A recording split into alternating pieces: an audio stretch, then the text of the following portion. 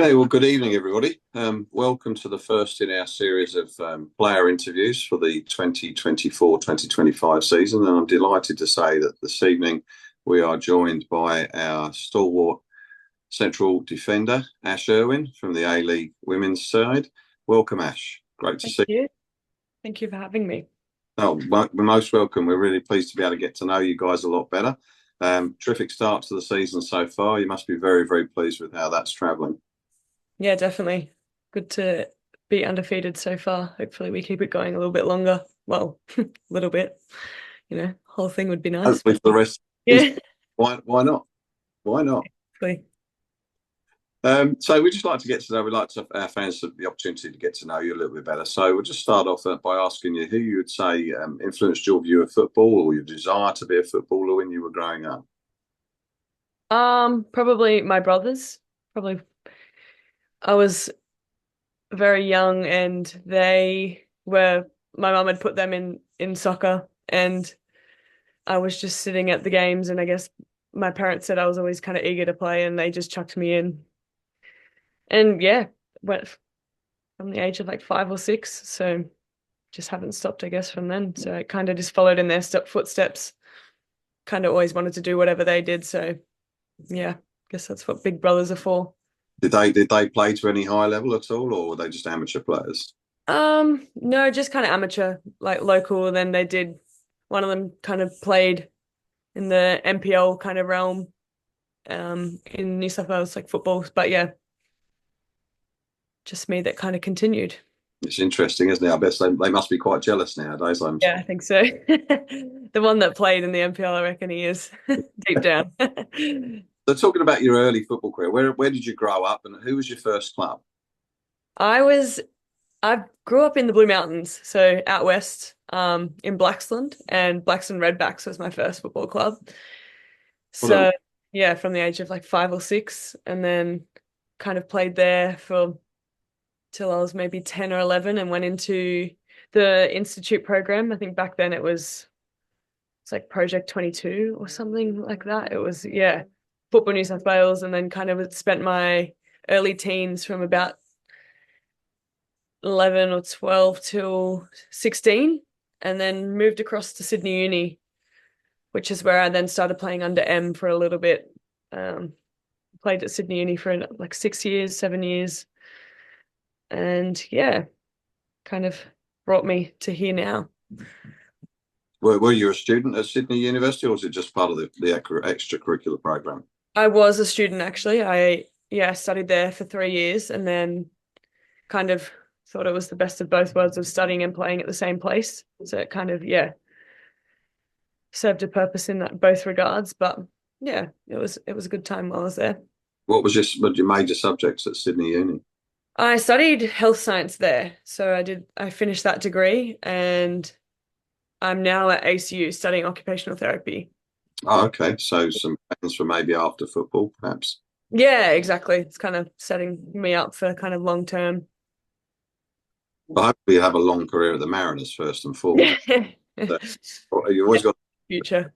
whether it's inside of football or outside of it. So Yeah. you came into Emily's sort of onto Emily's radar at Sydney University, and can you tell us how exciting it must have been for you when she approached you to come and play for the Mariners last season? Yeah, I mean, probably wasn't really expecting it. It wasn't really on my radar. I had seen that obviously she got the gig, but at that point I did actually jump across to Sydney Olympic for a season just for a change. I think I was probably in a situation where I was just kind of going through the motions with football a bit and wasn't really sure what I was doing. I had been traveling a lot and like to football. It took me about an hour and I was doing that multiple times. I think I was just kind of getting a bit over it. Went to Sydney Olympic and just for a bit of a change and for a lighter load while I was studying. And yeah, so it wasn't honestly on my radar at all. And she gave me a call one Sunday, just putting out it as like an expression and yeah, saying that she kind of wanted me at Mariners. So I wasn't, yeah, definitely wasn't expecting it. And yeah, wasn't, yeah. I mean, here I am now, second season. So I'm definitely grateful for the opportunity that she gave me. So Yeah, I think sometimes opportunities you don't always see them coming up, and you don't. I think, I mean, obviously it's nice to hope that you can go on and play Yeah. at the highest level you're able to, but that I think, that you would obviously appreciate more than perhaps we can the amount of effort that's required to be the commitment to be fully immersed in that kind of environment. I think people getting up early and getting coming home late, trying to balance studies and or work with with a professional sporting environment. How have you found the transition into the elite level, so to speak, in Australia? Have you found that it's been much harder physically and mentally, or have you found that the transition's been relatively straightforward for you? I think last year, yeah, it was kind of a combination of it was something I did have to adjust to, but I think I kind of am one that likes a bit of a challenge. So I think it did then become relatively straightforward, I guess, in that regard of being under M and also playing with some of the players I had previously at Sydney Uni. So having, you know, knowing people, knowing some of my teammates and playing alongside them before definitely made that a lot easier. And playing under M definitely made that process a lot easier. Yeah, I do remember the first game, I was never been so nervous, and I'm not really one to get too rattled by things, but yeah, that one, yeah, it was a pretty cool experience to walk out into the stadium. There's a lot to be said for playing in amongst a group that you get on with, and it certainly seems from the sidelines as a fan, it certainly seems that this is a very, very cohesive team. You're all very, seem very close. You're very, supportive of each other, certainly on the pitch. And I think that's probably one of the things that the Mariners try to instill in every team that they create is that team ethic and that united mentality.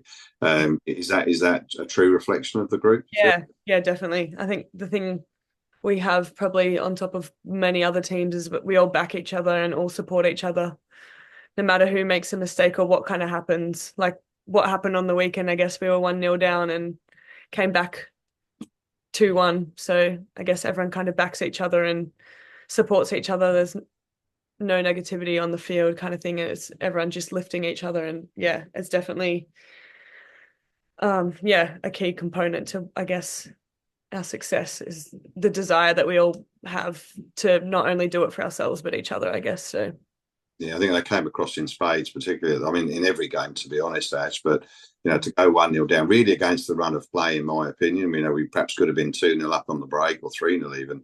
A bit more luck, or a bit more uh, precision, or whatever you want to call it. But to go 1-0 down must have been disappointing after the way that you played very well, I thought, in the first half, as you did the previous week against Melbourne Victory. It was great to see the resilience in the side, and the fact that you never gave up on it, and really in the end probably ran out quite comfortable winners. Although, having said that, that would be a little disingenuous on Canberra. They had a couple of opportunities. Yeah, they did. But I think that was the same for both teams. So, and I'm probably only going to see it from the Mariners' side of the glass. But I thought you thoroughly deserved the result on the weekend, and I thought if you'd not got at least a point out of that game, it would have been more than disappointing. I think you were very, very good value for the 3 points. And it's not been an easy start to the season for the team at all. You've played seemingly very tough opposition in every game. And of course, it doesn't get any easier with the game against Brisbane Roar coming up next. So, you're certainly forging yourselves in fire at the moment. Yeah, yeah, definitely. It's yeah, definitely been a tough start, but Now, reflecting on last season, did the way the season unfolded, did that surprise you, or did you get a sense during pre-season that there was something special about the group, or there was that you could be competitive, and were you ultimately surprised how competitive the team actually was? I don't think we were surprised. I think we probably surprised others.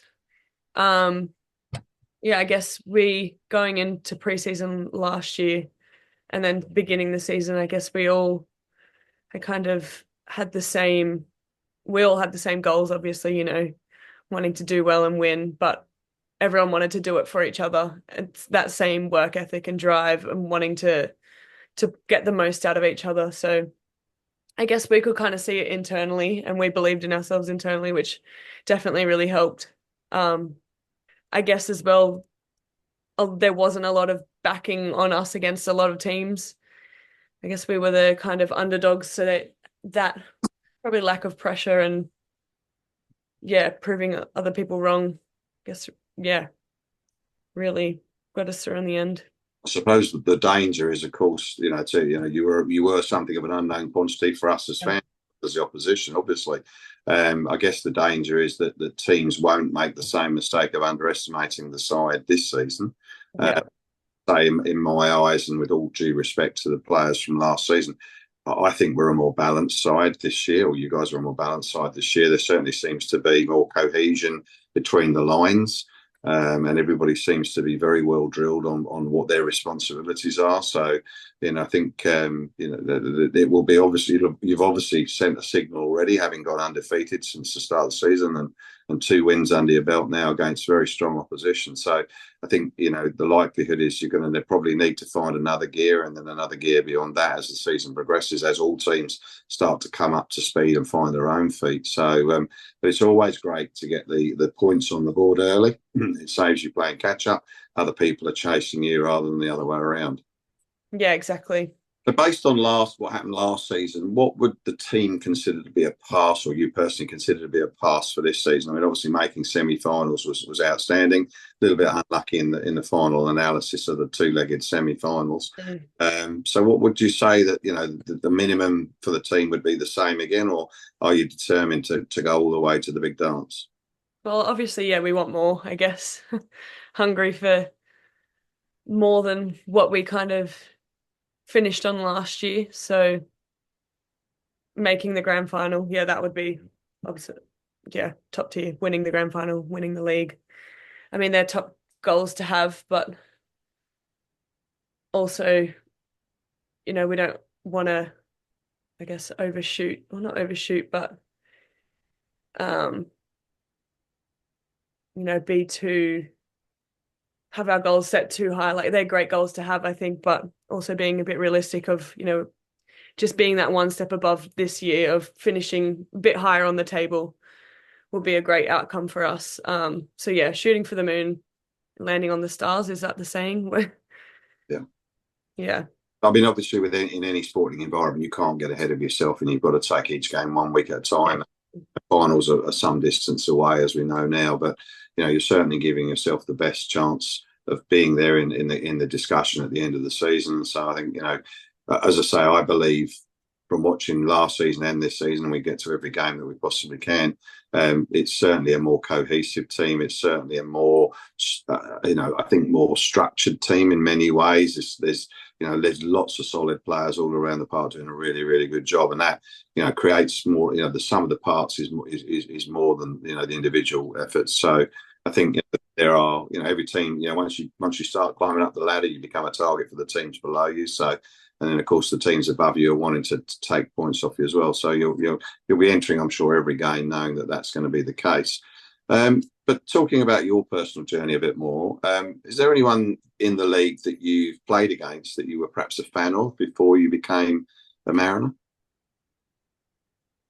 Well, I guess growing up, watching some of those like Matildas, like even to play alongside Kaya Simon last year, like would probably have never expected that in my career or, life. So that was definitely a moment. And even playing against like Courtney Vine last year, like they're some players that, yeah, you just, I guess, wouldn't be expecting to play with or play against.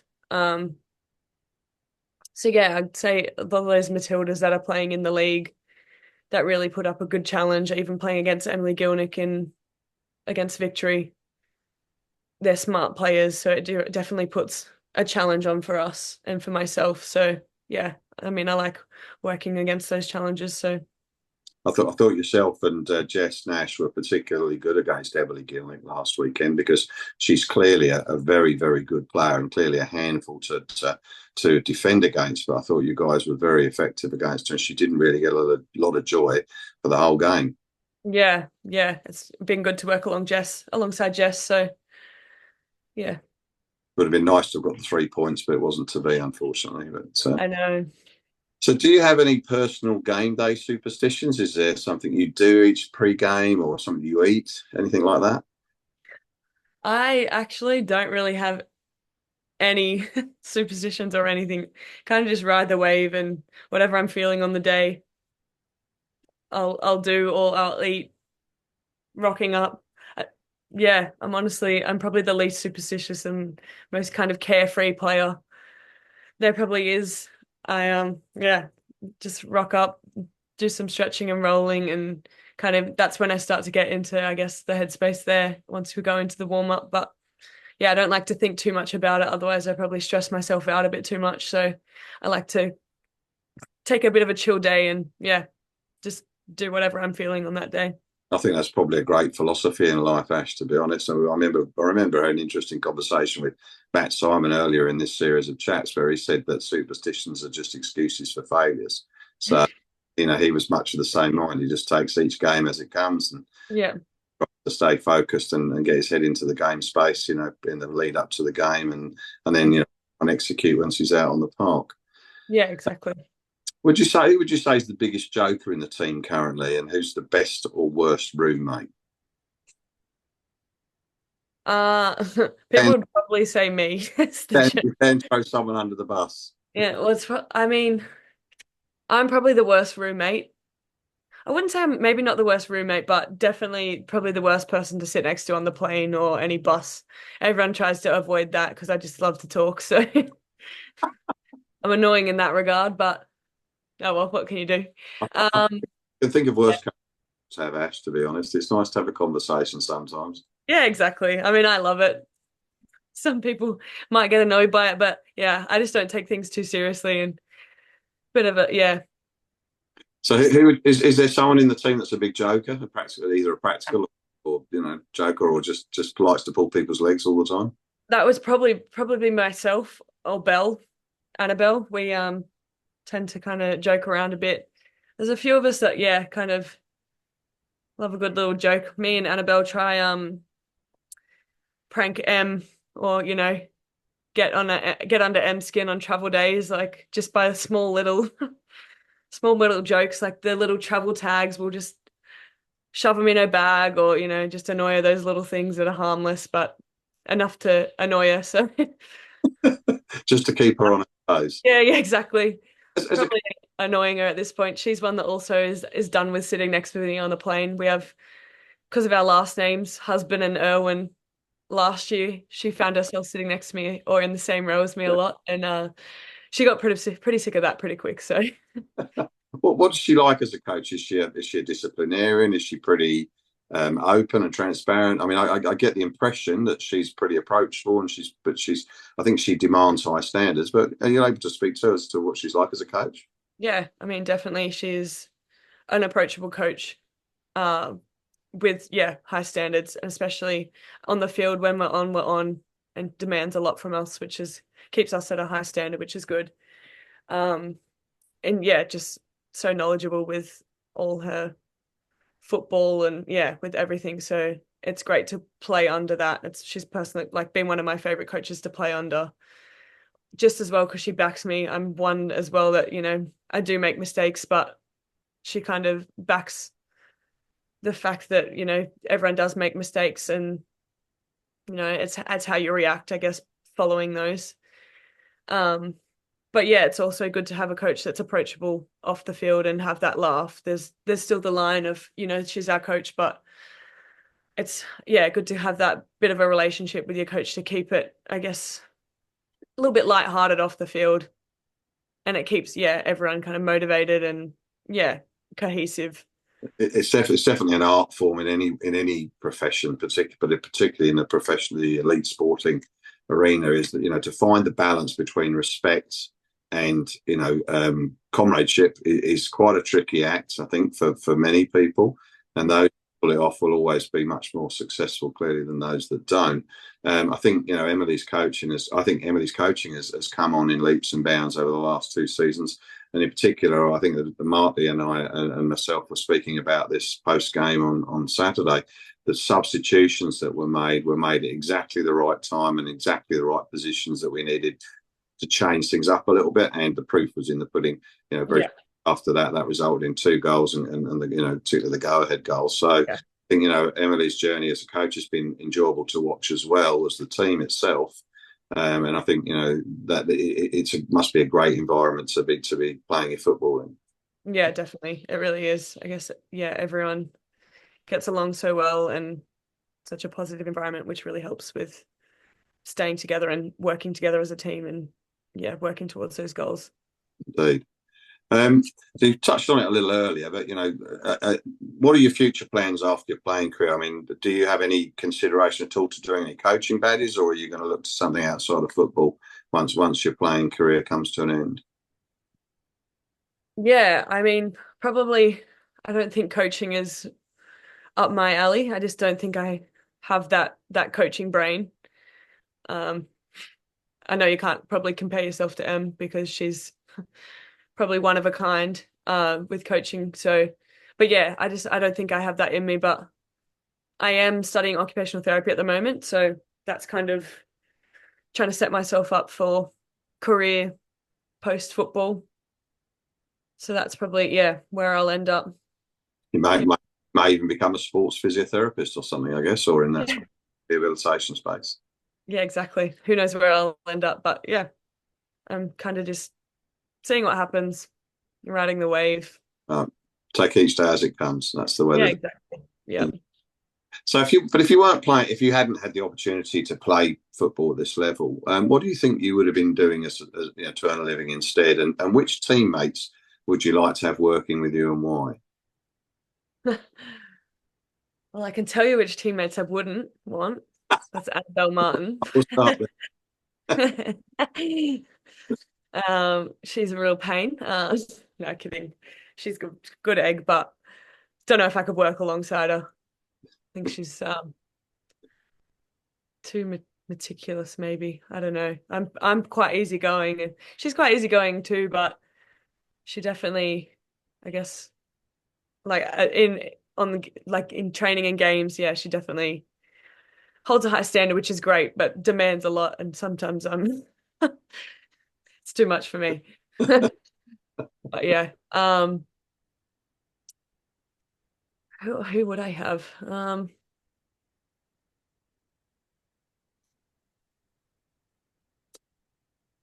But sounds like you and Annabelle are partners in crime, so maybe she'd be a good sidekick. Yeah, I don't want to admit it, but she probably would be a good sidekick. Just don't want to give that one to her. Yeah, I guess she would be good to work with. We just can't tell her that one, but Um, Sorry, go on. no, I can't Uh, even remember the first part of the question. So no, it was about what you might. I imagine you would probably was about what sort of career path you might have taken had football not presented the opportunity. And I think from what you were saying earlier, probably something in the health space in the rehab. yeah, definitely. Have you ever had any unusual requests from fans that you can share with us? I mean, nothing too crazy in regards, nothing too crazy. I did have to sign a croissant once. I guess that was probably the weirdest thing. I had someone give me a croissant to sign. So can't say I've ever had that one again, but yeah. I imagine that was quite tricky to sign, wasn't it? It'd be quite. Oh, yeah, I don't even know how I managed it, but it definitely gave me a laugh, so I'm here for it. Yeah, I saw somebody was going around with a can of empty Coke at one of the games. I think beginning of the season or back end of last season, and was getting all the players to sign that. And you just, I thought it was a bit different as well. So, but fans are a strange breed, aren't we? Yeah, yeah. Um, one last little light-hearted question for you. What's your favourite karaoke song, or do you have a favourite karaoke song? I don't know if I have a favorite. I do love karaoke. Probably anything, maybe ABBA. I That's do love the throwbacks, the ABBA songs. Yeah, they're always a easy sing along, good sing along that everyone can sing along to. So yeah, everyone loves an ABBA song, and you yeah, always get people joining in with it as well. I'm getting a shake of the head from Colin. He's not an ABBA fan. I'm not a really. fan. Yeah, so I think that's probably just wraps up all the stuff that we had for you this evening, Ash.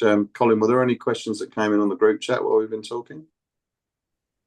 Yeah, but I'll start off with one of my own. Okay. Is that a throwback to your parents? Is that because they like ABBA? I mean, partially, yeah, my mum definitely loves ABBA, but I also love the Mamma Mia musical show or the movies. So yeah, Yeah. probably a mix of both. I have a daughter whose lifetime ambition is to go and visit the island where they filmed. Oh, yeah, So yeah, that she's would be pretty cool. next year, I think. Yeah. But I can equate to it because I'm a 50s, 60s guy, so which was before my generation, but or not quite, but there were a couple of other questions. Mhm. Nicknames for new players so that we can get to know them better. What are the new? So the new girls who come into the squad this year, do they have nicknames that might tell us more about them or? Well, I like to call Annabelle Rangabelle or the Ginger Ninja, so you can refer to her as that if you like. Um, don't know how she'll feel about that, but I don't care. Do the girls have a nickname for you, Ash? Um, well, not really. I mean, I did last year and like previously I've always been called Nigel, so that's kind of followed me my whole life wherever I end up. Somehow that ends up coming out somewhere. So I do get that every now and then. Um, yeah, that was from my brothers when I moved schools and I used to hang out with my brothers, so they started calling me Nigel No Friends. And then somehow that stuck, and it's stuck since I was about 8 years old. So Yeah. yeah. I have to ask the question: are either of your brothers called Steve? No. No, they're not. But they gave me Nigel. Who else is Um, there? I mean, I don't know if anyone's really got like a decent, like we often just shorten people's names or use their last name. Like Annalise Rasmussen, we just call her Raz or Razzle Dazzle, Razzie. Um, Leah Puxty, we usually just call her Puxty. Yeah, it's usually just shortening people's names. I just took on giving Annabelle her Rangabelle one just because I feel like she deserved it. Nice. we kind of from the stands will joke a little because the MacArthur men's side had no one playing for them, Oh yeah. and now we have none. Yeah. Oh, yeah. The next question was, and you really, really should be expecting this one. Oh. So there is a bit of a tendency as players age to drop further down the pitch. So is there any likelihood you'll pick the gloves up again? I can't say I want to. I mean, if it comes to it, but yeah, all fingers crossed that that doesn't come to that again because I think my heart rate was far too high for far too long that night. So yeah, that was definitely one of the I reckon the most stressed I've ever been. But believe it or not, it wasn't the first time I've had to put on the gloves, and it was actually under M in NPL when I played at Sydney Uni a couple of years back. Our keeper got a red card, and I was in goals for about 70 minutes. Because at that point, because I was playing with Taryn King at that point, and she volunteered to go in, and she was our captain then. I was like, well, we can't have Taryn go in. She's the captain, so I guess I better take the gloves. And then, yeah, I guess that is what made me have to take the gloves the second time. But can't say I want it happening again. Well, if it's any consolation, Ash, it gave me one of my best memories from last season because we obviously turned the tables on Sydney ultimately in that game, and the apps. It was noticeable how aggrieved they were post game. I think there was very few hands shook, etc., etc. Yes. For me, it was delicious, quite frankly. Yeah. definitely felt good. I'm still salty I let that goal in. I still think about that. I should have punched it out, but If it's any consolation, poor Dylan Pereira Cullen did something similar in Japan last week. So oh really? yeah, it happens. Goalkeepers, everyone remembers every mistake they make, and forget saves they made before. And I mean, Sarah was a great example of that on the weekend. She was a little bit unfortunate for the goal, Yeah. kicking herself over that, and then she goes and redeems herself in spades. So I think you want to be a goalkeeper. I think you've got to be slightly a little bit out there if you want to be a goalkeeper, because it's got to be the toughest gig in football, hasn't it? Really? Yeah. Yeah. I couldn't do it. Throwing yourself on the ground, and it's definitely I feel like it's a different breed of people to do it. Yeah, absolutely. Yeah. Who was your favourite women's player, Ash? Do you have one? Right now or growing up? Well, either or and or both. I guess when I was kind of growing up, probably Alex Morgan in the US. Yeah. She was one that I guess she was quite prominent. Yeah, that was probably one. I mean, I always followed the Matildas, like even playing alongside like Kaya Simon was something I never thought I'd do, because she was always, when I like growing up, was the one of the Matildas that you'd never think of, I guess, you'd be playing next to. But yeah, I guess they're some of the people I kind of watched growing up. Who's your professional team? Do you follow a professional team in either the women's or the men's game? I mean, I'm not a big football watcher. Watcher? I don't know what the word is, but I have been watching, like following the WSL a lot more though. So I probably would say I'm following Arsenal a lot more recently, but I wouldn't say I grew up watching them. I probably grew up more so watching Man United and so kind of jumped into the women's Arsenal. Guess because the Aussie girls are there, so it's good to watch those girls. Yeah, my daughter's the same. She's become an Arsenal fan this year. Yeah. Much to my chagrin, as I'm a West Ham fan. So it's a huge disappointment. But no, it's great to see that the women's game is getting more coverage, more popularity, more recognition. I mean, obviously, the World Cups, have been quite spectacular, and the local one was great. And I see we've got the Asian Cup in 2027, is it? I think. So yeah. So that's all good profile raising for the women's game. Just not only in Australia but globally. So definitely. Hopefully there'll be some girls growing up now who might think, Ashley Irwin inspired me to play football. So that's a great thing to be able to say. Yeah, I mean, it's definitely crazy to think about. People actually, watch me. It's something I still haven't wrapped my head around.